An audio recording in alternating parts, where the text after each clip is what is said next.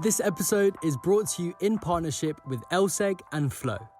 Hi, and welcome back to the European VC, the go-to podcast for everything European VC. If you love the show, share it with your friends and join our newsletter at EU.VC. Chris is an all-time favourite guest here at the EUVC Podcast. The co-founder of Isomer Capital is undeniably one of Europe's true OG LPs. With an extensive career as a founder, startup mentor, and LP with more than 50 venture fund investments under his belt, Chris co-leads Isomer Fund's investments and leads their co-investment program. And today we've brought along for this episode Alexis, the founder and managing partner of HCVC, a community-first early-stage venture capital firm that helps hardtech founders tackle problems with capital, resources, and collaboration. If you enjoy our content, do support us by hitting the follow button, giving us a review, and following the European VC on LinkedIn. And now, some words from our beloved sponsor. How are you currently reporting to your LPs? Is fund administration taking hours? Are you getting lost in spreadsheet version control? Well, Flow solves all of these issues and more, allowing you to unlock the power of your fund's data by consolidating your work streams onto Flow. Book a demo to learn about Flow's portfolio and fund management features and transaction infrastructure at flow.io/VC.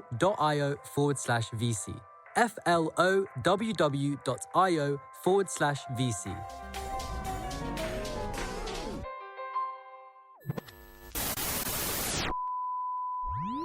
Chris, Alexis, welcome to the European VC Podcast. This is a special episode on doing co-investments with your LPs. Chris, you are somewhat of a repeat offender with us, so super nice to have you back. But I will focus a bit the limelight on our new guest, first-time guest, Alexis Houssou. Alexis, how are you today? Good, how are you, Dave? Awesome, Alexis.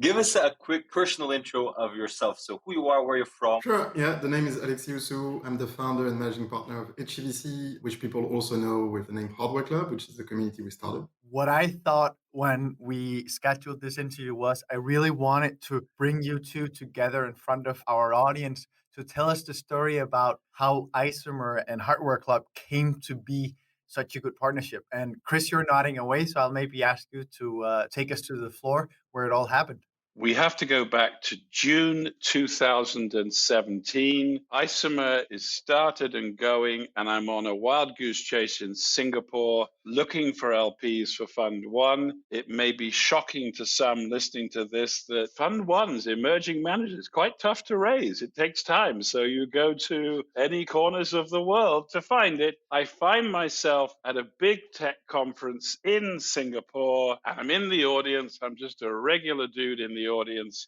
and there on stage is Jerry Yang, not Yahoo Jerry Yang, but the more famous Hardware Club Jerry Yang, and he's talking about this fund that actually invests in hardware. And I think, wow, that's kind of interesting. So I go find him after the conference and didn't find him, and I was disappointed, and I was emailing the organizers to get his email.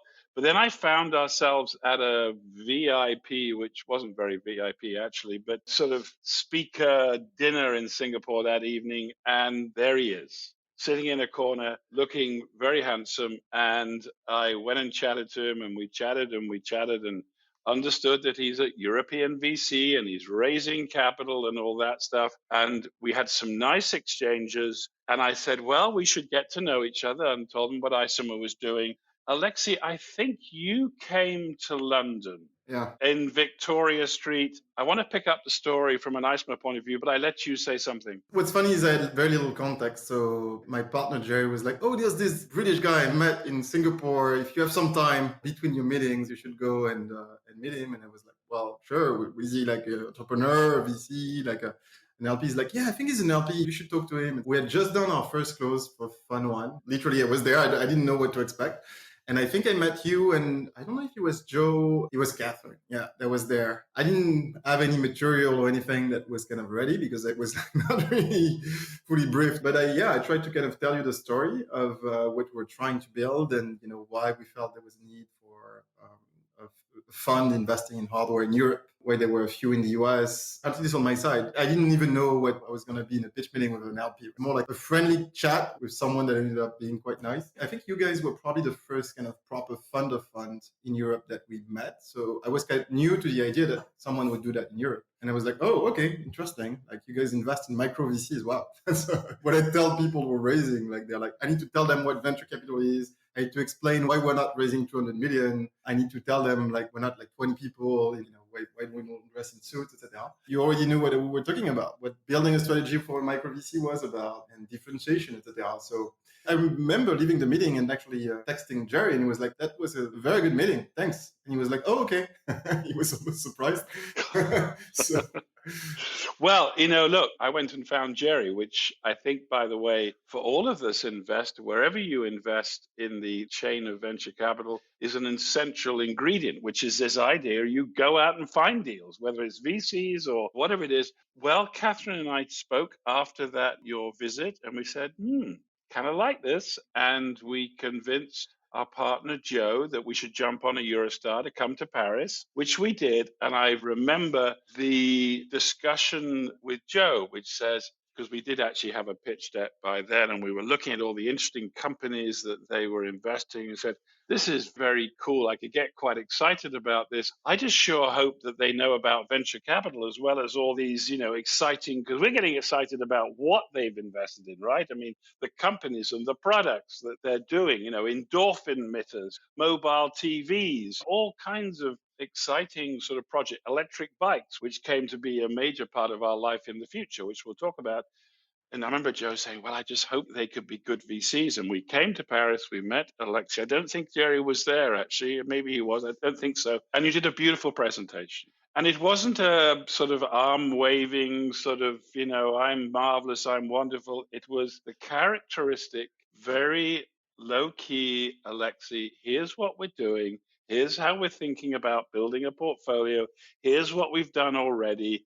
Here's what we see the outcomes. Here's why we think hardware could be quite interesting, because it has this downside protection from an IP point of view. And actually, there's lots of valuable hardware companies. And basically, on that meeting, we decided to do this. There was a few steps along the way before we actually committed, but essentially, that's the story. What Chris didn't say that, and I think that one of the best part of the relationship, I think, was that in between that first meeting and even in this meeting in Paris, we kind of went through what funds hate to do, which is like restructuring the partnership. We had actually my co-founder kind of left at that time, which is a process we kind of went through. And, on both sides, it's ended up being a great transition, I think, for her and for us as a fund. But, it was hard as a 6-month-old fund one to be going to our LPs and saying someone's transitioning out. At that time, we hadn't closed Isomer, I think. But one thing we did, and I think that's where I appreciate it, because my assumption when this happened was like, okay, well, we had a good chat. They barely know us. We're going to have to go and tell them, someone in our team is leaving. I don't think you had met her necessarily, or that she was. No. So probably that helped, I guess. But the whole relationship for us, I remember going with my other two partners to London and meeting you guys and letting you know what was happening, etc. And the fact that we were going through a restructuring of our partnership, we had talked to our LPs, etc. Some of them were not very happy at first, and we were having those conversations. And what I liked was we were expecting like, oh no, this is not possible, you guys, like this is very disappointing. This is not. We got the exact opposite. We get like, okay, that happens. We've seen great funds go through this. It's a normal process almost with a first-time team that, there's going to be some changes. You guys seems like you're transparent, which we were trying to be as transparent as we could. And I think that really, really helped. And I think to a point that maybe I don't think Chris knows, because it was a very, very hard time, even on a personal matter. I had just lost my mother at that time. During those times and sorry, I don't know if I should get this personal on VC podcast, but I think I should tell the story as it is. It was probably one of the worst times in my life. And I remember going after that meeting and feeling like hopeful again and feeling like, okay, well, I can go back to the other LPs and tell them, well, there's a new LP that wants to come in with the new team. There's, we're able to kind of convince new people to put money in us, etc. While some of the other LPs were not necessarily thrilled at the opportunity of changes we were kind of offering them. And that's something that I think everyone in the team remembers. They ended up closing on the commitment, introducing other LPs that they are. And I think that's the single most value-add thing an LP has done for us. And it probably explains that the relationship with Isomer is as strong as it is, just because we went through all of that. And they were here during tough times, I guess. Many in our audience will, of course, be going through similar things or thinking at what if that happens, how do you then deal with it? So Chris, now we've heard the perspective from the GP side, but what went through your head back in the days, and what do you kind of advise today when you meet GPs where this is going on? The overwhelming, most important thing an LP can ask of a GP is to be transparent and that we can have a trusting relationship. And this act of the three partners, in other words, all the partners, jumping on a Eurostar from Paris, coming specifically over to meet with us to deliver this news personally, could have been a call, could have been an email, could have been not sold at all. And just laying it all out for us was more affirmation than we ever needed that we were backing the right manager. Venture capital, company building, anything to do with innovation is a windy, twisty road where there are horrible days, there are great days, and a lot of okay days. And we can't be in this business if we expect every day to be a great day.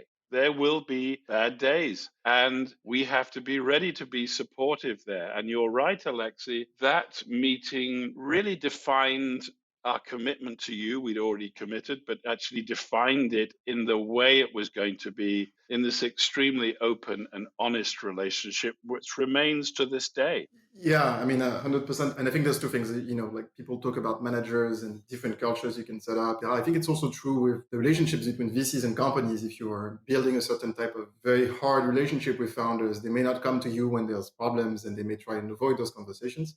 I think that's true with the LP-GP relationship. And maybe because we met kind of a way that was not necessarily a classic kind of pitch meeting, etc., where we get to know each other more maybe personally. I think the great thing that an LP can do, and I think that was the case in this specific scenario with Isomer, was that they basically told them that they were interested in what we did, that they didn't expect everything to be perfect. They didn't expect the story from a micromanager that had just launched their first fund to be the exact same as the one from someone pitching them a fund 7 or fund 8, and I think that helped create a space where we could be transparent and where we could be vulnerable and say, well, this is what is happening. We don't have 100% of the answer. We're working on it. What's interesting is I think I've had a few managers come to me since, I want to say maybe 2 or 3 every year, come to me, either other LPs send them our way or which are going through similar situations. And this is very common. It happens in most funds at some point. It's never fun. It's always quite complex, but as with any company or in a team, at some point there's changes, people interest kind of moves. Some people end up perform very well. Some people sometimes are having difficulties, and even building a VC first time team, you need to be aware of that and understand that it's actually pretty unlikely that after 2 or 3 funds, team will exactly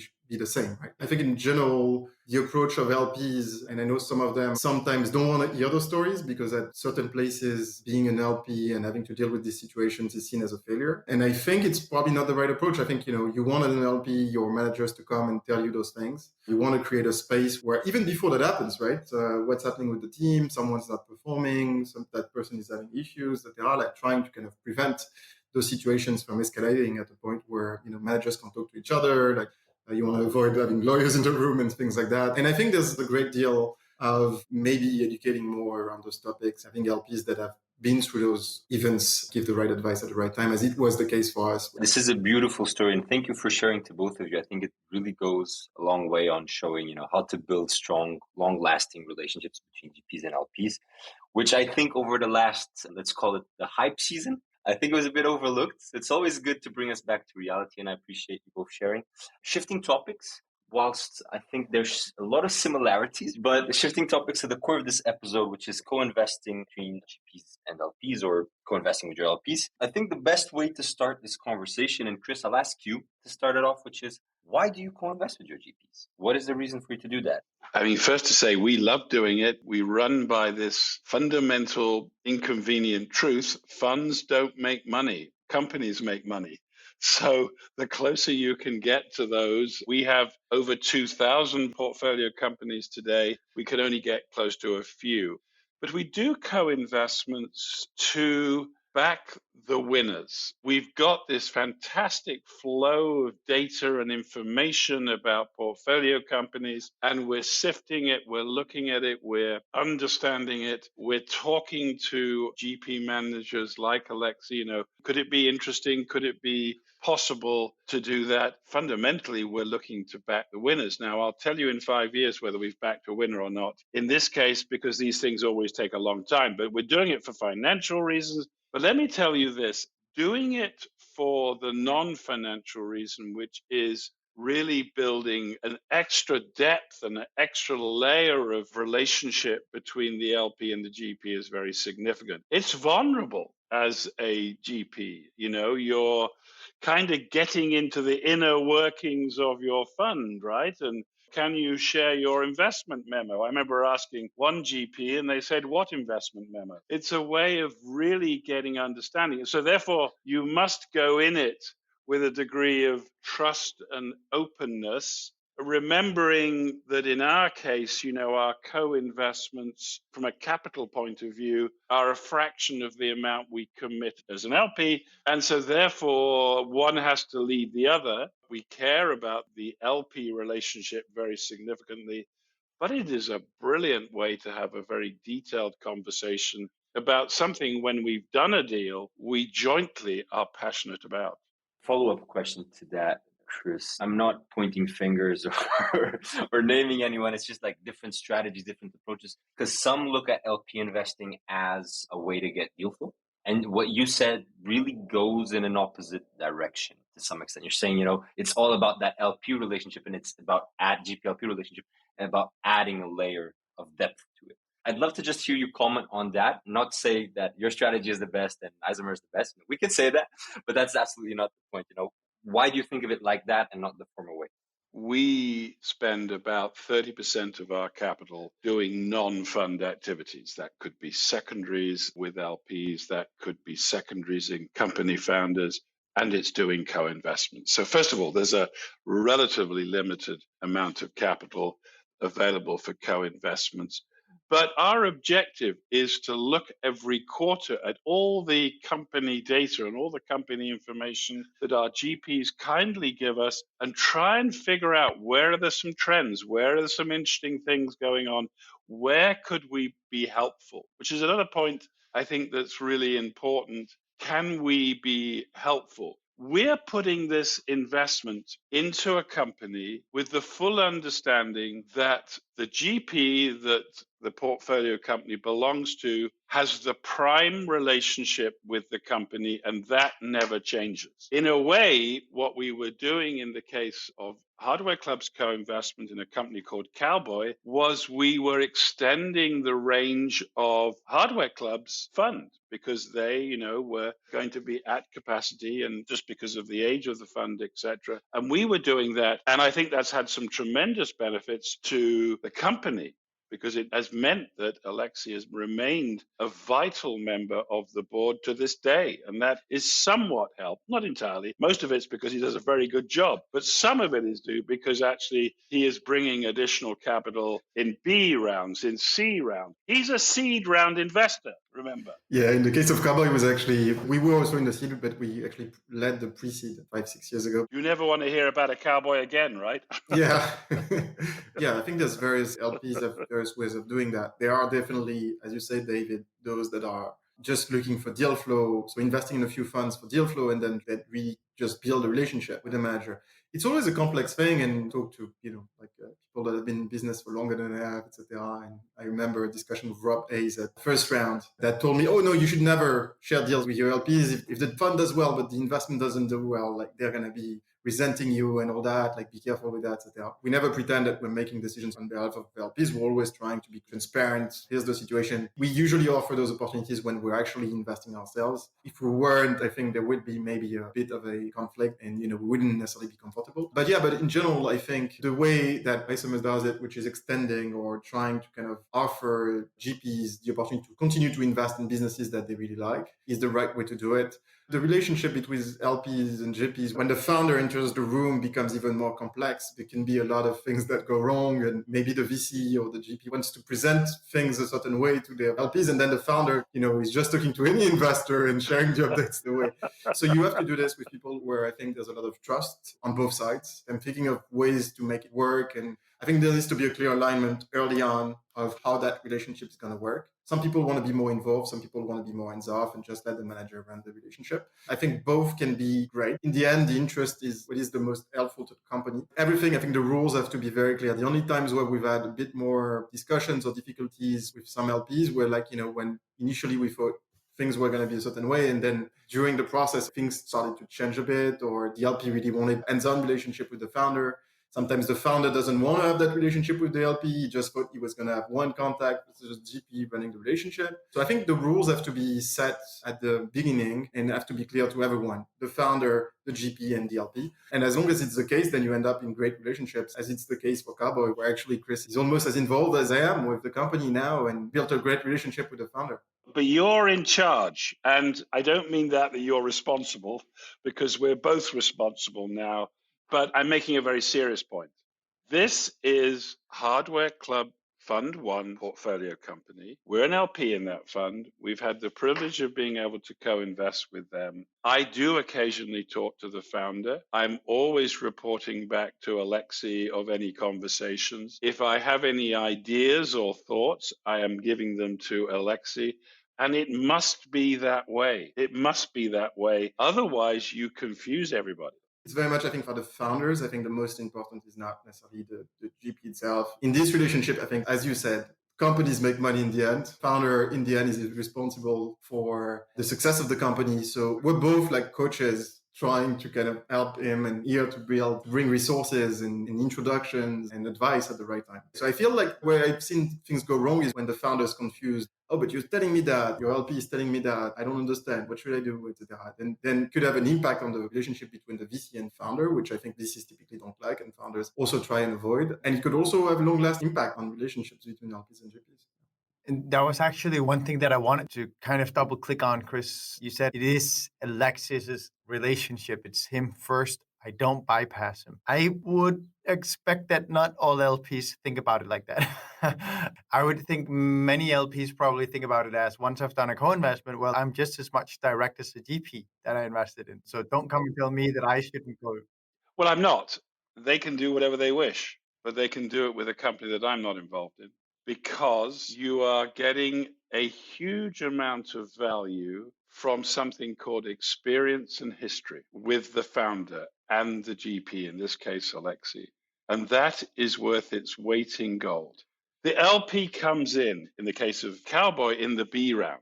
B round. Alexi's been there from the beginning. This is a general point, by the way, about Isomer, not a specific point about Cowboy or Alexi. This is how we feel about this subject. If we start going direct, suddenly we're assuming things, we don't know things that might have happened in the past. We just miss so much information and context and history that the probability of screwing it up, it's a family show, so I'll say screwing it up, is incredible. Yeah, I think that's a very good point. Whenever we talk to founders, I try and avoid telling them what to do, because I've got a 1/10, if not 1/50th of the data points that they have on a daily basis. They manage teams. They're trying to solve a problem and get to product market fit every day, 60 hours a week, if not 90 hours a week. And I usually speak to them, once a week, maybe once every 2 weeks, etc. I get a glimpse of maybe some of the problems that they come up with, etc., or come for advice. But the data points I look at, if I make decisions just based on my recommendations, I think most likely they're not making the right decision. At least they should use my feedback. I'm not saying that.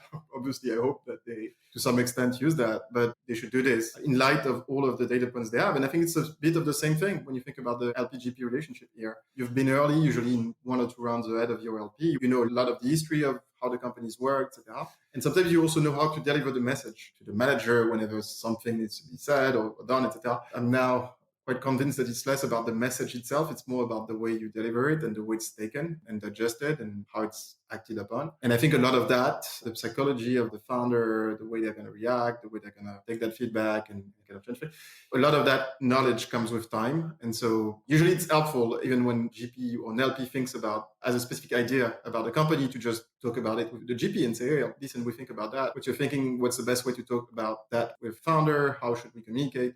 And I think usually, that kind of serves the company in a better way than various messages come from various parts. And now we've spoken a lot about the relationship part and what you might call the softer side. If you could dive a bit into how you think about this from the terms side, because there's some parts that are defined upfront in the LPA and when you do your initial investment. And then there's tend to also be stuff that comes up along the way because the opportunities are different and all scenarios require different hammers and tools. I'd love for you to kind of dive into a bit how you think about the different instruments and where you think there are important takeaways for our audience. Well, first of all, an LP, at least in my understanding, although I know there's some US fund of funds that lead co-investments, is in every case, by definition, we're not leading a round. We're coming into a round that one of our GPs is already in. So I think you have a fairly fundamental conflict if we start leading a round. So in terms of what is the deal, whether it's convertible note, whether it's equity, the terms of equity, that is determined by others. Our simple decision is to accept or not. That's a relatively easy conversation. There's a more complex decision to be made around structuring. Should the GP put a special purpose vehicle together for doing co-investments? We don't like it because they cost, and it's not unreasonable. We may not think it's reasonable, but the fact is it is not unreasonable that at least there should be some carry on that. And that's just all creating drag to the performance that we're trying to create. So we're not fans of that, but many do it. And I can tell you one reason where it does make sense to do it, and that is when you have many LPs wanting to join a co-investment, and the company says, look, I just don't want to add 5, 6, 8, 10 new shareholders to my cap table, but I'm happy to have one, and it can be called the Hardware Club Opportunity Fund 1 or whatever it's called. So I can see that makes sense. Terms GPs need to think about very carefully is, well, the LP doing this actually provided the capital to get the company to where it is today. So why should we be paying carry and fees again? I think we would say no to fees in all cases and just not do the deal. I think there is some argument. Sorry for interrupting, because it's not the same topic, but it's very close to what you're saying. Your thoughts around co-investing as you do at Isomer versus opportunity funds, because it's a different kind of vehicle that some also use for similar kind of outcome. Yes, well, that's two completely different things. Let me just finish my thought. I think there is a justification for a small carry if that GP is remaining on the board. Bear in mind, Isomer invests in VC funds that are early stage, so pre-seed, seed, possibly A. We're coming in at a B, and so therefore there's a question mark about whether that GP is on the board of a company or not. In this case, because Lexi has been so valuable, he is on the board, and I suspect he'll remain on the board for a long time, and therefore that's an interesting sort of dynamic. The subject of whether funds should raid opportunity funds is a whole new podcast. I'm going to sort of say, can we defer that conversation? I think that's fair enough. It's not true if there's a lot of work being done. That's my point. Alexi, I saw you smiling when Chris said something about, he didn't say double dipping, but I'll use that word. I saw a small smirk there. What's your take on it? I think there are cases where very clearly there's a round that's oversubscribed. A manager has managed, because of the relationship with their investment, to get a certain allocation. There's more interest than the allocation itself. They are going to remain involved in the company. The founder doesn't want a new relationship, wants to keep the cap table clean in a way that is not adding names, is maybe adding an SPV from the same entity. And there's other situations which are more like companies rounds that are harder to kind of come together, where the participation of the LPs, helps create a round or helps make the round happen. And the other question is then, is the LP bringing value to the company directly? Chris was a bit modest there. Every time I talk to the founder at Cabo, he's really happy. Sometimes, he has questions and I say, well, you should talk to Chris about this. Got more data points at the eye, in the sense that we've got great experience being as specialist investors, understanding how a lot of companies in the space have done certain things, but Chris has a lot of experience when it comes to raising your next round, for example. He has plenty of funds that they've invested in, like thousands of portfolio companies, as you mentioned. So a lot more data points that we do. And actually that data is very valuable to companies. So sometimes, and I would say maybe there's extreme cases where the LP may be as valuable, if not even sometimes more valuable than the GP itself, if he understands the business better, or if he has a background that I've certainly seen cases where LP is really valuable to companies. So I think all of that gets priced in what the deal looks like, whether LP gets to invest directly in the company or whether they have to go through an SPV. No one likes the fees that SPV providers charge. I mean, even those have gone down with years, but still, it's always better to avoid that if you can. The question, at least on the GP perspective on that, is, do I trust this LP, right? Because if you get someone that's coming directly in the company, you also have to make sure that, you're going to be responsible. If they behave poorly with the company, the founder is going to come to you and say, hey, that person you brought that you said was just going to invest and be hands off, etc. He's sending me emails every week. He's calling me for random questions. He's trying to introduce me to all of those people I don't have time to talk to, etc. And so that's one of the things that GPs need to look at as well. Like, do I have the right relationship with this LP? It's not just about I can see, and I've talked to a few managers that are thinking about this as a good way to kind of increase revenue at the GP level, really, right? And someone telling me it's kind of the untold truth for early stage VCs that you make money on those deals where you charge management fee and carry, especially that's individual carry and management fee for one company. So if that company does well, but even the rest of the fund kind of doesn't do as well, you still get the carry and all that. So it's a good product for GPs, I would say. The issue is then you want to do that with the right people and just make sure that there's the right trust, I think right alignment of interest, and making sure that the rules are clear before the investment is made so that no one feels in the end that they're being bypassed. The founder, he wants to build a relationship with someone else if that's the case. And there's no untold, unanswered kind of questions about, maybe, we'll see, etc. If the company does well, we'll be hands off. If we need to be more hands-on, ends up generating a lot of frustrations on all sides if not dealt with properly. We are unfortunately almost on the dot of the time, and I think all of us would happily continue this conversation for easily another hour. So let me try and wrap it up by highlighting the kind of core messages that I kept, and I'll ask you guys to add in the way of bullet points so we wrap it up like this. So I kind of highlighted in terms of top learnings, top do's, or important takeaways as transparency being key, interests being aligned, and rules being clear from the get-go. And then as the big no-nos, the naughty behavior, I said bypassing, whether that's the LP bypassing the GP or even founders trying to bypass the GP in itself in a way that they're just trying to raise money from whoever. Guys, would you like to add anything? No, I think if it's a good point, and trust. As a GP, you should do that with LPs you trust. Getting a bit of extra fees is great, but your long-term relationships and the credibility and your reputation matters more than all of that. So you want to do that in a good way. And I think the same applies to LPs, doing co-investing with GPs you like and doing that in a way that works for both. I would just simply say, remember what you're good at. We spend most of our time investing in funds. Occasionally, we invest in companies. GPs spend all their time investing in companies. So the presumption is they know more about companies. And now, some words from our beloved sponsor. How are you currently reporting to your LPs?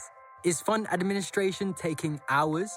Are you getting lost in spreadsheet version control? Well, Flow solves all of these issues and more, allowing you to unlock the power of your fund's data by consolidating your work streams onto Flow. Book a demo to learn about Flow's portfolio and fund management features and transaction infrastructure at flow.io/VC.